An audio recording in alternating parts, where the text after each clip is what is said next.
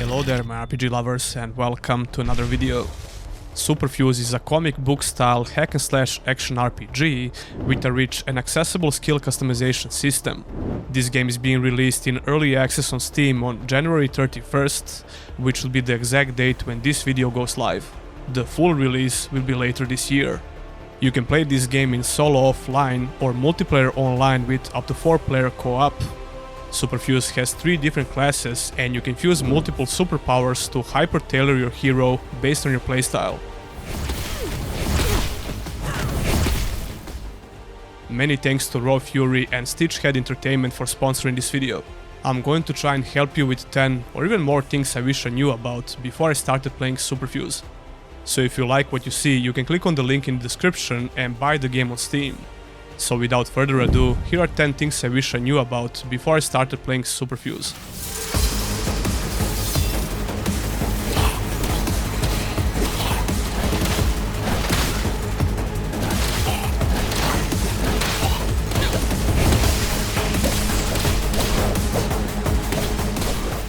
Your choice of class will obviously shape your gameplay experience in a major way, so here is a short overview of their playstyles. We have the Elementalist, who can use the variety of fire and frost spells, but she's not exclusively a ranged character. You can even start the game with Frost Blades, which is a melee AoE ability. Perfection refined. It's a similar story when it comes to the Berserker. What's up? He looks like a typical warrior who focuses on melee skills, which he definitely can, but he also has the variety of ranged abilities, like the Lightning Bolt or the Power Punch.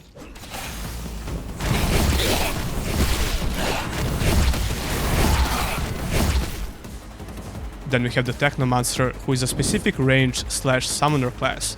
You can focus on summoning minions or invest your skill points in ranged abilities. Well done, nice tight. The most important thing to realize when it comes to all of these classes is that their abilities are just a blank canvas, which brings us to the fuse system. While you're playing the game, you will find a variety of different fuses, which you can use to modify your abilities. This is basically the main gist of the game, so here are some essential things to know about the fuse system. Using fuses is very simple, you just drag the fuse on the skill grids. However, you should know that you can rotate the fuse and choose how to place it on the grids by using your mouse wheel. Fuses cannot overlap each other, so you'll have to be careful with the placement. All fuses have capacity requirements, which this number indicates. When you start the game you only have 10 fuel capacity, but with each level it will increase by 5. With each character level, I mean. Yeah! The fuse capacity is shared for all skills. That means if you choose to modify one skill to the full capacity, you won't be able to modify your other skills. Speaking of that, here is another thing you should know about this system. This is just my personal observation, but it seems like it's better to focus all of your capacity on a single skill, at least in the first couple of hours of the game. Otherwise, you can hit some very big difficulty spikes.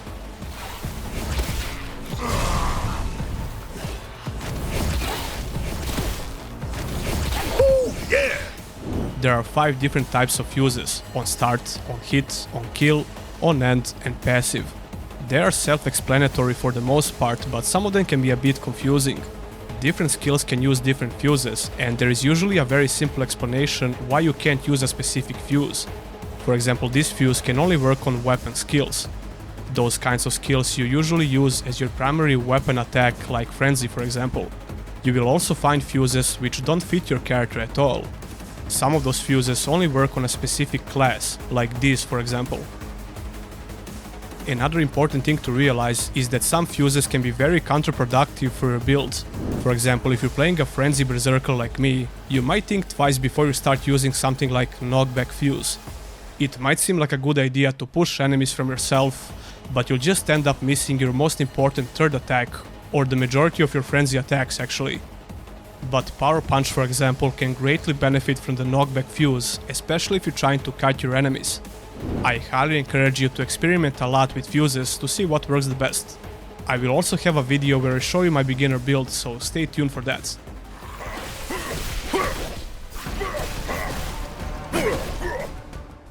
If you never played a game like Superfuse, you should know that you have the option to transfer and store your equipment. So don't just discard some of these fuses just because your character can't use them. Same goes for other items you can find. All classes have exclusive item types, so if it happens that you find a unique item that your character can't use, just go back to the city and place it in this chest. Using fuses will increase the level of your skill, which will improve the base damage that the skill does. The skill power number on fuses indicates how much will the level of the skill improve. You always need 2 skill power to increase the level of the skill, but at a certain point you will need a higher character level to continue improving the skill. Your energy is extremely important in the game because it's the primary resource for skills. While you modify your skill with fuses, the energy cost will always go up, which is really important to keep in mind. It won't take long until you start having some crazy combinations, which will just eat up your energy reserves. However, you'll be able to find fuses which can reduce the energy cost of your skill, which are extremely useful. Besides that, you can choose how many energy boosters you will have on your quick bar to restore your energy. There are weapons in the game with energy regeneration stat, which you can also take in consideration if you're having energy problems. In fact, I think it's even worth sacrificing the damage you deal for some extra energy regeneration. You should try to experiment with the weapons you loot and see for yourself. It really depends on your build. Speaking of weapons, there are many different types and they can affect your build in a major way. If you focus on ranged or magic skills, you should pay attention to the bonus stat you get on your weapons. For example, if you're going for a lighting berserker build, two-handed staves are a good option because they usually have useful lighting stats. Not all of them though, but some of them can. But many different weapons can roll with elemental damage bonuses. Or if you're playing a combat berserker like me, he will benefit a lot from attack speed, especially if you're using frenzy skill. If you try to use slow weapons with this skill, you can hinder your damage output quite substantially. That's mostly because your goal with this skill is to trigger the third attack in the row, which deals improved damage. So the faster you can trigger the third attack, the better. Not to mention that you'll be standing there and taking damage to the face, and the longer you wait, the higher the chance for getting killed. One-handed swords has to be the most effective with the Berserker Frenzy ability, because they are the fastest weapon in the game.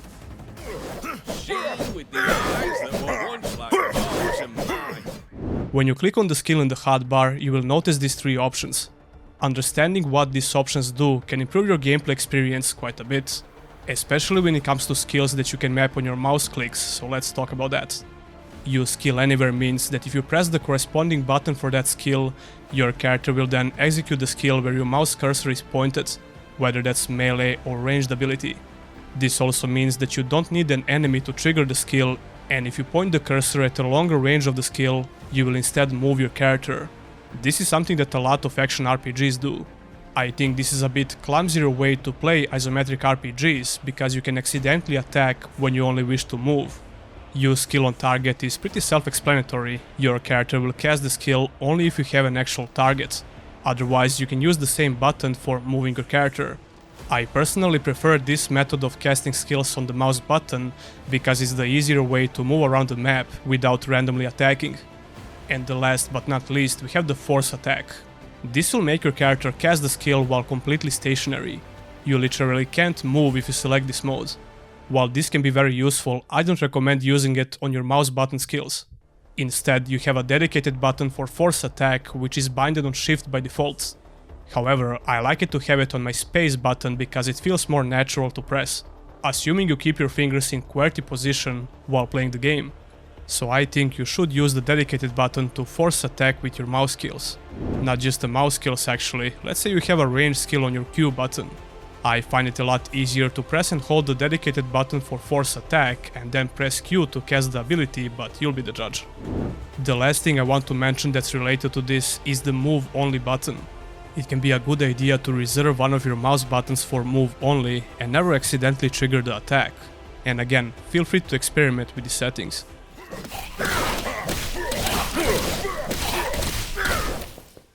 And those will be some of the things you should know about Superfuse before you start playing. I hope you'll find this video useful if you plan to pick up the game on Steam.